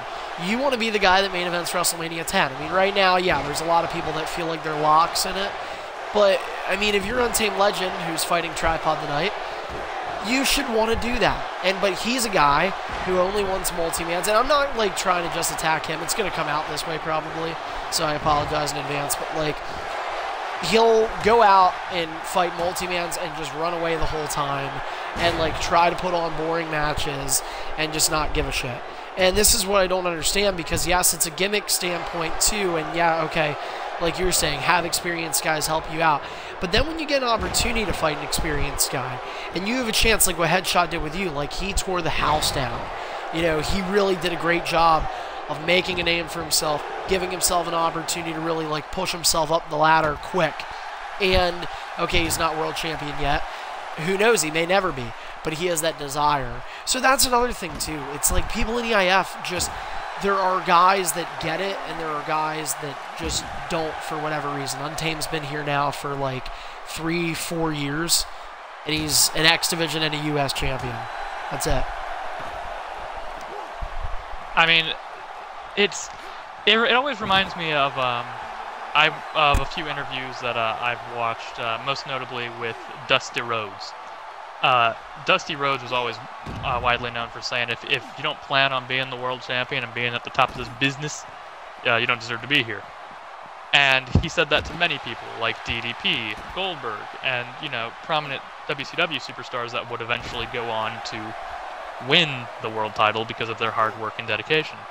Yeah. That's the same way it is here in EIF. That's the way it is everywhere in the world. Not just wrestling, but if you're not in a business to be the best at it or to contribute to it in a good, meaningful way, you don't deserve to be there in any business. And especially in wrestling and even in EIF, is if you don't plan on being at the top or trying to work your way to the top, you do not deserve to be here. I mean, okay, so, like, we'll talk about a couple, you know, continue and probably just focus on the rest of this podcast on, like, Fight the Fate tonight. So I'm just going to put a plug in real quick, and then we're going to get to a couple more of the matches here. So, I mean, all right, guys. So 7th annual EIF Fight the Fate is the first pay-per-view for EIF on WWE 2K17. Comes your way later on this evening, 9 p.m. Eastern, just less than 6 hours away. And we got a lot of matches. We have 8 matches on the card. We have 4 of them for championships. Also want to remind our viewers that we are doing a raffle opportunity and chance to win some money, right? How about that? Who would not want that? Time is running out. You have 2 opportunities to win some cash prizes here. We currently have, it's going to be a 75-25 raffle now because the proceeds are over $100. So we have a current jackpot of $115 if you want to get in that raffle to have a chance at winning some serious cash, especially for, like, gamers. I mean, that's more than just a new game right there. So take advantage of that opportunity. If you want to, make sure you contact us. Remember, Twitch is not affiliated with that, so it's not a Twitch raffle. But of course we are affiliated with Twitch, so it's our raffle, but it's an opportunity to win some cool prizes. some cash prizes, right? But also, if you sign up for that raffle, you're going to get the opportunity to go onto our EIF website at leaguelineup.com/EIFlives, and you can even do this for fun if you don't want to be a part of the raffle. If you go to leaguelineup.com/EIFlives, on the right-hand side, there will be a predictions page. Click that link, and it's going to take you to our predictions form. If you please fill that out with who you think is going to win. We've got a couple of tiebreakers in there as well, and whoever has the most accurate predictions by the end of tonight's show will win $20. Greedy is donating $20, and so we're going to allow you to do that. And again, chance to win that, along with the jackpot, which, as I said, is currently at 115. Remember, you'll get 75% of that, so I believe it's like 85, 86 bucks right now. But there's still a chance, still a few more hours to get some more raffle tickets in there, continue to put that up. So really good opportunity for you guys. And tonight's card, this is the order. I'll leak this out. So this is the planned order of matches for tonight's card. Now remember, the card as well as the match order, probably more so the match order than the card itself, the match order is subject to change. And that's just because I know that happens in EIF. Like it happens a lot. So you know, we'll do that. And the way it's going to be right now is we're planning on opening the show with an Extreme Rules match for the X Division Championship, looking at Midnight Mayfire and Jolton. They're going to have a rematch from Bonafide Fights. As I said, the stipulation, Extreme Rules, so we could get an awesome start to this show, hopefully. Followed by that, it looks like we're going to have Goldberg coming out via Jumper Magnum. He'll go one-on-one with ASP. Goldberg, Triple H, that's a huge match. Then you got tag team action. EBAMS and Headshot teaming up against Beatdown and Executioner, two veterans, along with two former Intercontinental champions. EBAMS and Headshot are going to have to put their differences aside. And I can say this too, if they lose, then Beatdown and Executioner are in the True Punishment Intercontinental title match, which is going to, by the way, if they win, it'll be them plus EBAMS and Headshot at the least. So at the very least, it could be a 4-man, maybe even a 5-man for the IC title. EBAMS and Headshot probably want to prevent that. After that, we're going to cut to our fourth match, the midway point of the show. Looks like it's going to be Ratluck and Pepsi Killer. Then at number 5, we got Tripod and Untamed Legend, sort of a David versus Goliath match. Not only Goliath in height, but certainly weight for Tripod there. Sixth match of the night, 6 through 8, we got championship action. The final 3 matches of the night looking to be for championships. As number 6, a Falls Count Anywhere match for the U.S. title. Nexus, Genesis, and Master B. It's a rematch. These two have been jousting for the U.S. title for over a month now. And then we get to our main events. We will do the Undisputed World title match between Hybrid and Deathlock first, two good friends there. Followed by that, we will do the raffle drawing and reveal who wins our grand prize. And then it is the first ever No Mercy Steel Cage match to end the show. NBC Master with Brock Lesnar versus DZ with Stone Cold Steve Austin. So, looking at all those matches, Ratluck, is there one that you're most excited for? Oh, definitely the No Mercy match is going to be a fantastic, interesting concept. What are the rules of that again, if you'd like to explain to the audience? Pretty simple, but it's a steel cage where you just have to hit the finisher count of 7, which is a mercy rule in EIF. First one to get to 7 finishers wins the match. But nowhere to run in the steel cage. Not to mention, like, mid-move reversals. You have the opportunity to reverse in general. So it's like, DZ came up with that. He came to me, actually, because he's like, oh, I want a steel cage. And I'm like, 15-minute breakaway limit. Like, that's not terrible, but I don't know. I do remember this. I was in the party when it happened. I do remember this. I wasn't very creative. Yeah, because when DZ... when DZ comes to me with ideas, it's not always terrible. It's not like Tripod. Like, Tripod will come to me and just be like, all right, so I got this. Well, that's like Hybrid and Deathlock. I said, yeah, Hybrid and Deathlock. That was the first match I confirmed for Fight the Fate. And then, or actually, NBC and DZ was. But then it was Hybrid and Deathlock second. I had the main events confirmed first. And I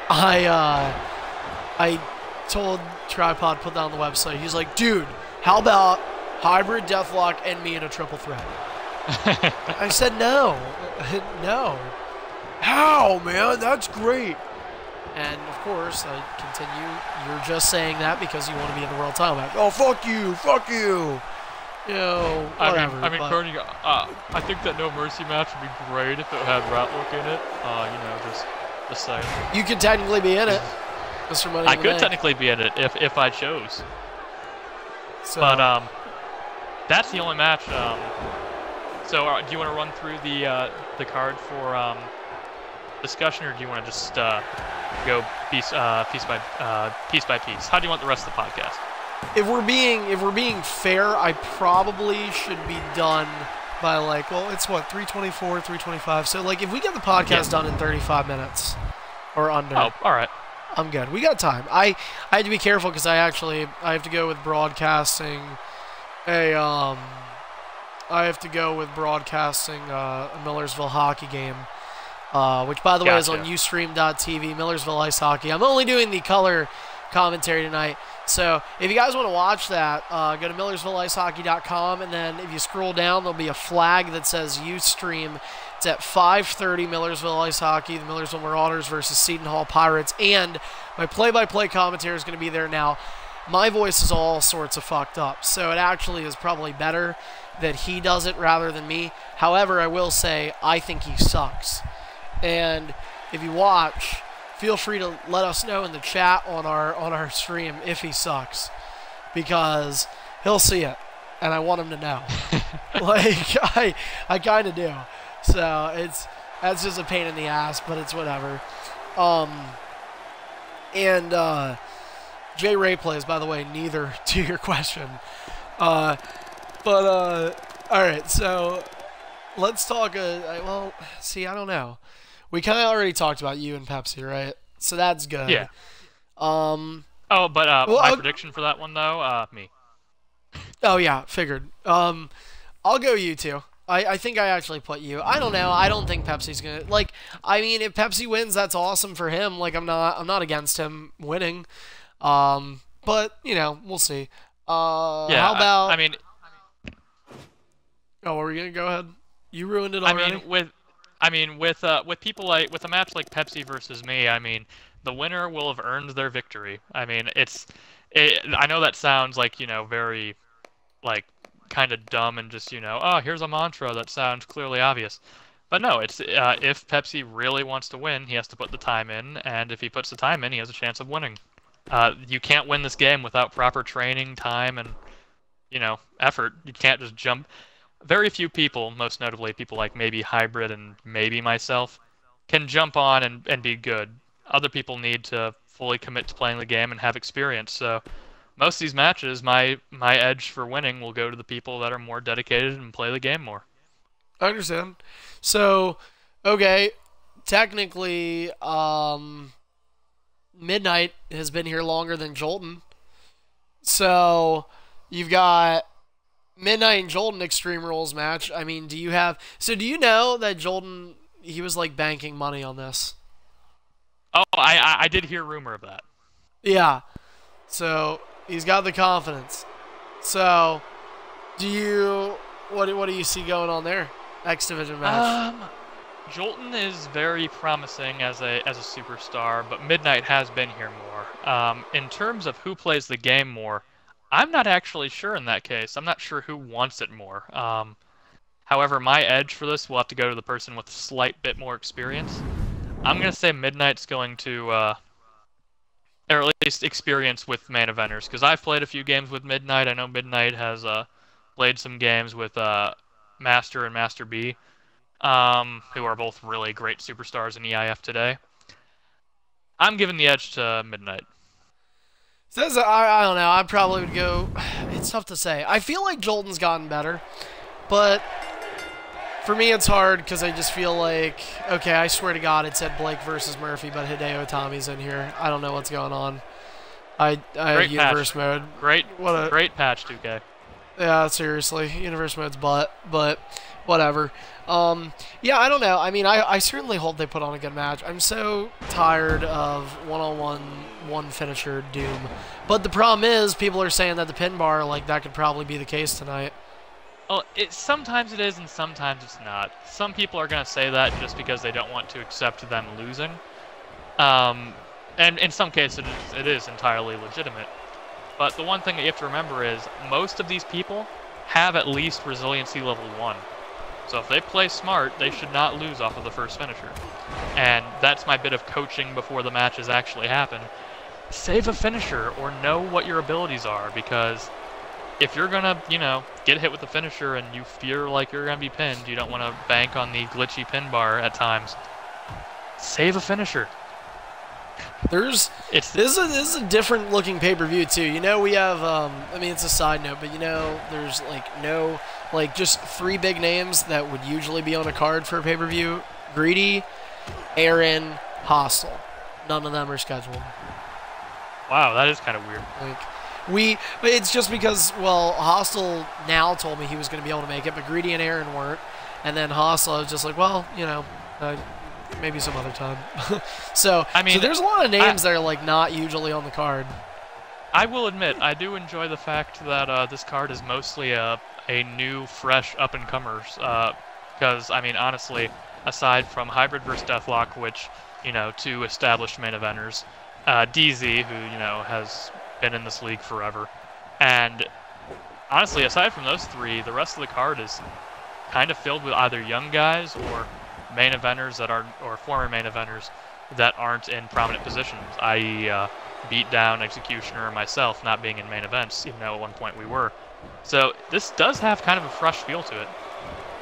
Yeah, I mean, I don't know, like, it's weird. We even got what, Beatdown, Executioner. They're going to be teaming up here tonight, which is different. Before that, let's just go to ASP and Jumper Magnum.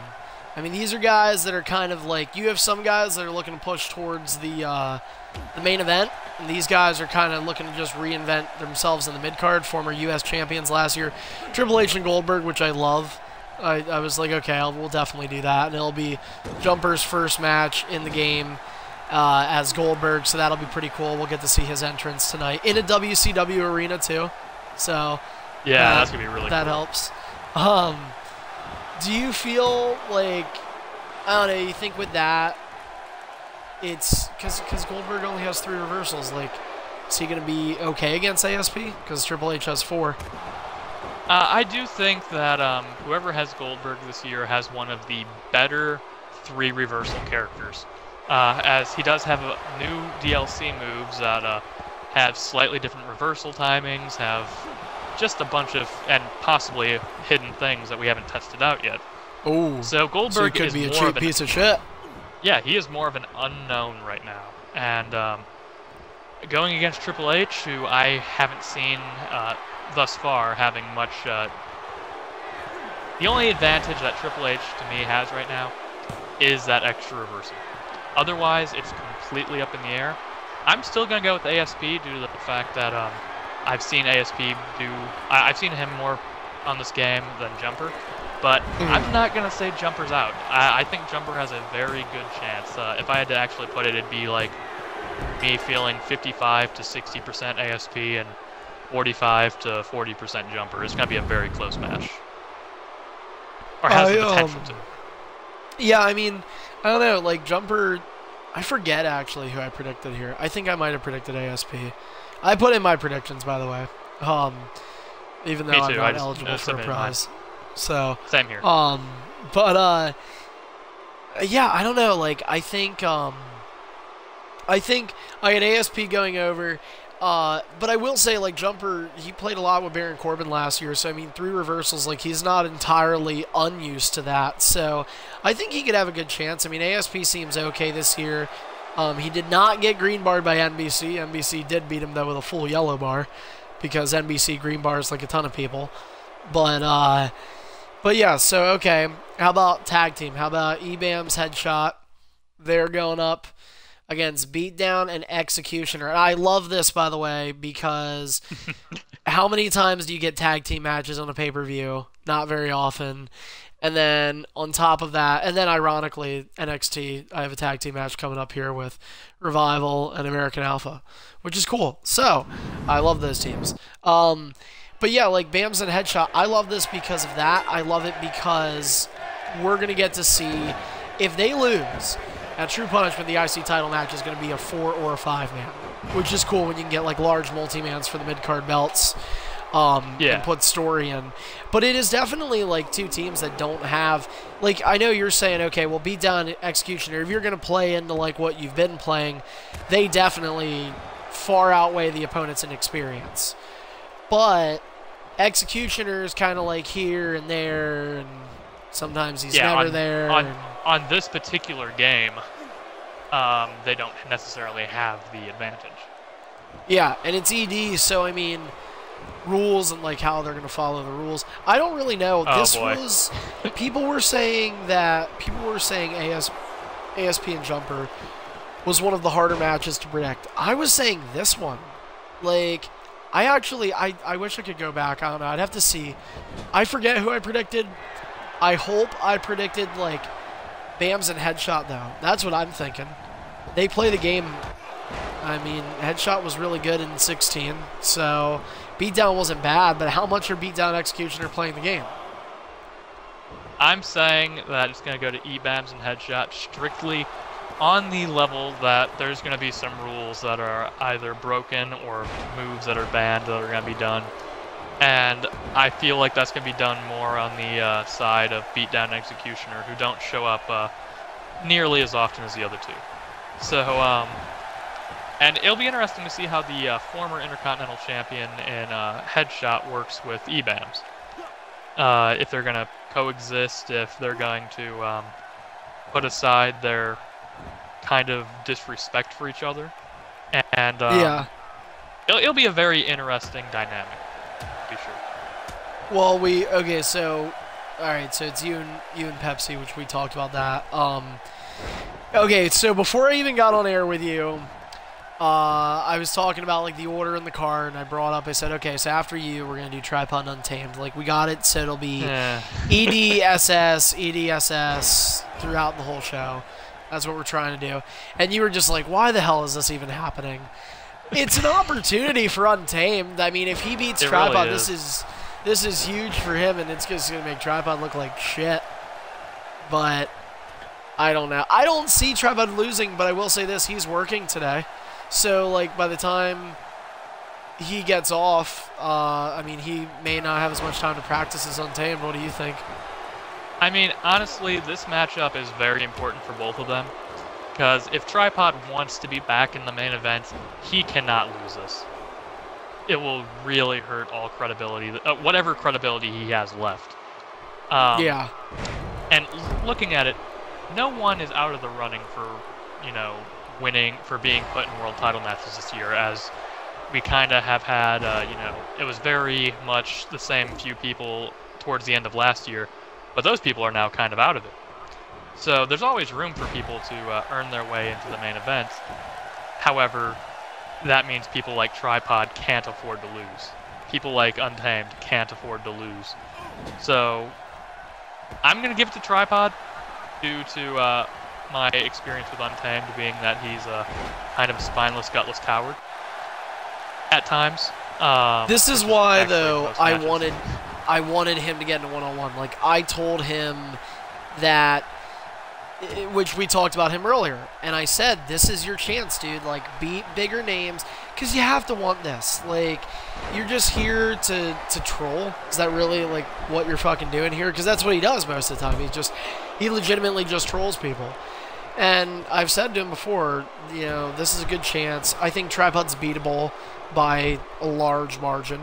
Not to make fun of his weight, but I mean seriously, he is. He's definitely beatable if under the right circumstances. So I don't know, like, it's weird, but I mean, I think I put Tripod going over. I just like this year for Untamed. I think this would be a good start for him to focus on. Okay, if you can get into multi-mans, fine. But don't be bitching and running away in one-on-ones. Because in EIF, I think before it used to be there was like a ton of multi-mans like in 12, 13, 14, but I think since getting to Xbox One, like we have focused more on one-on-one competition, and I think there's a lot more one-on-ones in EIF that happen now. Especially, I think coming up, like the main event still ends up usually having a good amount of multi-mans, but coming up through the mid-card, that's a lot of one-on-one singles competition. So I'd like to see him raise his game in that aspect. I mean, the winner of this match between Untamed and Tripod will dictate whose career will, you know, flourish this coming year. If Untamed loses, he's going to have to work real hard to get over the stigma of losing to Tripod. If Tripod loses, he's going to have to get over the stigma of losing to Untamed Legend. That's the thing, they both, like, it's just like, nobody wants to lose because of embarrassment. I feel that Tripod isn't even, because, okay, say this is Untamed versus you, it's not as big of a deal, because it's, I don't know, like, it's, right? Because, you know, you're Ratluck. So, he's going to be like, okay, well, I lost to Ratluck. That's not terrible, because he's good. But the other thing is, if you lose a Tripod, like, okay, yeah, you could say, well, I lost to a Hall of Famer, I lost to a guy who was a main eventer, but I think people still have just that, yeah, but it's Tripod kind of thing. I mean, it's like when and it says this to say, it's like when people lose one-on-one to DZ, because, I mean, DZ is a main event. I mean, he's in the main event tonight. He came up with a good stipulation for it, and he is better than a lot of the people in the mid-card. But if you lose to him, there's still kind of the stigma of, man, you lost to DZ. Yeah, your butt. You know, Gosh. Okay, so, all right, let's get to 3 championships. US, Falls Count Anywhere, Nexus, and Master B, and you fought both of these guys, right? So these are these are two, I think the rookie class of 2K16 was really good. I think that's like one of the biggest bright spots from 2K16 coming into 17 is that the rookies in EIF were above par, because we've had years where we'll have 10 rookies and we can't get, we get one of them to win the X Division, and the rest are just, like, done. We've got guys now. I love how dumb this game is, by the way. If you watch, like, some of the matches that are taking place, like, this is just terrible.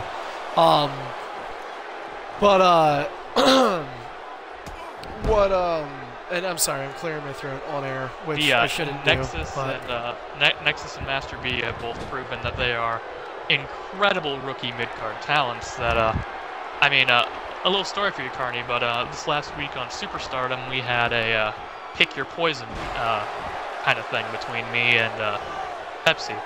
And Pepsi ended up choosing for me to fight Hybrid, and I ended up picking NBC Master T to go against Pepsi. If Master T wasn't available, I was considering Master B and Nexus. Really? I think that they were like right up there? Yeah, I think that they are that good that if you put either of them up against people who are, you know, established upper mid-carders, lower main eventers, like put any of them up against Aaron, put any of them up against Pepsi. Heck, I think they could even get lucky if they went against NBC Master T if they, you know, work a little bit harder and prepare for it. I think they could give him a run for his money. These two are definitely two of the more talented superstars that we are going to see win a main event title this year. So the characters for this are, I believe it's, the Nexus is Seth Rollins, I think. Yep, Seth Rollins and Randy Orton, if I'm correct. Yeah. So that's kind of good. That's a good character matchup. I like that. Are we going to see an RKO out of nowhere with the curb style? That makes it really hard to gauge here, because both these superstars are just fantastic. Like, they are great at the game for, you know, being upper mid-carders. They have a lot of potential. Their superstars are just fantastic. Well, they're great for main events, too. Like, for main event pushes, those characters can do it. Orton and Rollins. On my prediction, I put Nexus going over here. Oh, But Nexus retaining. But Master B, this is another one of those matches that are so close that if I'm wrong and Master B wins, I will not feel embarrassed because I knew that there is a almost equal chance of both these guys winning. Yeah, it's really too close to call. I am really looking forward to, like I said, with these predictions tonight, like seeing the predictions reveal themselves and who picked what, because I do think there's like 3 or 4 matches on this card that could really go either way. So, and then you also have to factor in, like, is there going to be an upset in any of these matches? Like, does Untamed go over Tripod? Things like that. The other one, okay, so I guess in closing here, we've got 2 main events. We got Hybrid and Deathlock. We'll start with that one. And that's like a student versus teacher sort of thing. You know, Hybrid brought Deathlock in here.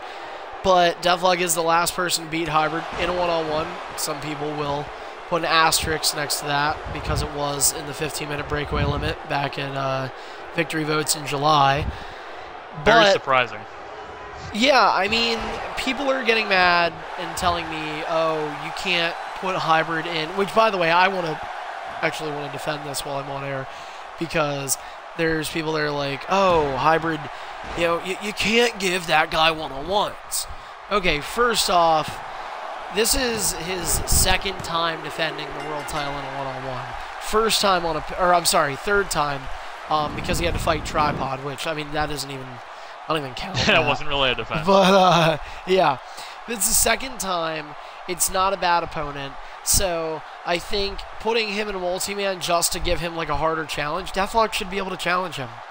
I mean, Deathlock is a main eventer. Deathlock beats a lot of people. Deathlock, in my eyes, by virtue of what happened from bona fide fights in the ending of 2K16 to now, he earned it. He is the #1 contender for me. So I think it makes sense for him to do it. And so I guess I'll just ask you, I mean, do you think... But here's the thing, people know Hybrid is like just absolute destruction when it comes to people. Like, he just annihilates people. And you fought him this past week. 2K17, is he as good? Is Deathlock better than what he was? I mean, does Deathlock have a chance tonight? And remember, this is the podcast, so you can be completely honest. Oh yeah, and I will be. This year, especially more than any, and I'm going to say this now to dispel anything, to prevent this from happening like it did last year with this mentality that people are unbeatable, that there are main eventers who are just legendary and they cannot be beaten at all. Most notably, this was a big issue, at least I noticed, in the Royal Rumble last year, where Brutality, a person who had been in this league for many years and had made quite a reputable name for himself, was feared. Was just looked at, and everyone ran away from him because they thought, oh my god, this guy is so great, he's going to kick our asses if we go near him. And he ended up being the least impressive and the worst of the 3 main eventers that competed in the main event of that year's WrestleMania. Hostile and I were both leagues better than him. We're leagues better than him. And I'm not saying that Hybrid has fell that much. He hasn't really fallen much at all. He's still very, very good. Probably still the best.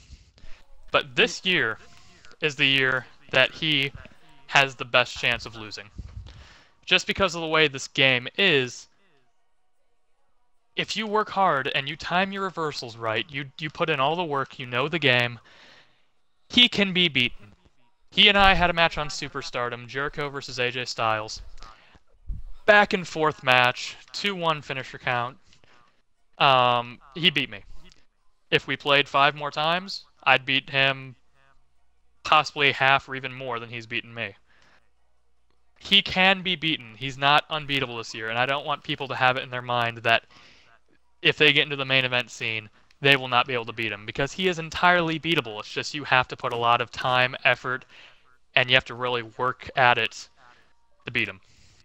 I mean, that being said, though, yeah, that's what I was gonna say. Because you're making you're sounding very optimistic for Deathlock. There are 2 matches tonight that I am absolutely sure of the results, and that's these 2 matches. And as much as I like Deathlock, the second one. I won't. Not yet. As much as I like Deathlock, I am 90% sure. No, actually, no. I'll go to 100%. Oh, 100% sure that Hybrid will win this match. And that's not a knock on Deathlock. That's just due to the fact that I believe Hybrid has put more time and effort into learning this game. And it's still early in the year, so no one knows everything. I'm sure give it a few months and Deathlock will be able to beat Hybrid on a semi-consistent basis. But for tonight, I'm giving it to Hybrid. He's worked oh too hard man. to lose this. Damn. Well, and it's pretty cool too because like Hybrid and NBC tonight are both, which is like one of the storylines sort of going in here is that they're both, if they win this, they both walk into True Punishment, and if either of them or both of them walk into True Punishment, by that point they'll have eclipsed the 3 month mark as champions. And like an EIF, I mean that's pretty hard to do. Yep. So, all right. So I mean, we got like what 5-10 minutes here. Main event, NBC, DZ.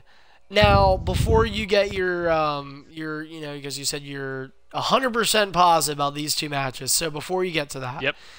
I want to bring up this because this is something I find interesting. So for several years, the guys that were in the main events, like the long-stayed main eventers, like you, Hybrid, whatever, I felt like it was always hard for people to accept newer people into the main event, or even returning superstars like Legend Killer absolutely. last year. It's like you guys, I feel, put up this wall. Raymond and Anthony used to do it all the time. They just would they would actually try to sabotage it so that the person just couldn't get anywhere in EIF. And Yeah, I want to Hybrid and I ask, broke through that a while ago, so. yeah, and so I want to ask, with NBC, I mean, BFG this year, like you talk about fair BFGs in 2015, so far the statistics that DZ has put up have been pretty fair to determine if you should even be in the BFG or not. NBC has give or take a 100-point lead on second place. I mean, the guy is just on fire.